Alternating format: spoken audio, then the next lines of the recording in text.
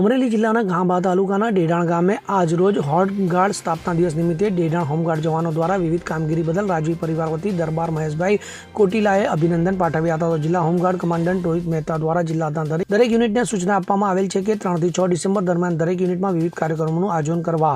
આ અનવ્ય ખાંભા તાલુકાના ડેડાણ ગામે હોમગાર્ડ કમાન્ડન્ટ ઘનશ્યામભાઈ કચ્છીના માર્ગદર્શન હેઠળ ડેડાણ હોમગાર્ડ જવાનો દ્વારા સ્મશાન ગૃહની સફાઈ કામગીરી હાથ ધરવામાં આવી હતી. તો વૃક્ષારોપણ અને ડેડાણ ગામની 6 આંગણવાડીના નાના ભૂલકાઓને ભોજન પણ કરવામાં આવ્યું હતું. તો ગામે વિવિધ સમાજના આગેવાનો, પ્રમુખો, રાજકીય આગેવાનો સિવાય સંસ્થા સાથે સંકળાયેલા તમામ લોકોને સાથે રાખીને આજરોજ હોમગાર્ડ સ્થાપના દિવસની પ્રભાત ફેરી કરવામાં આવી હતી.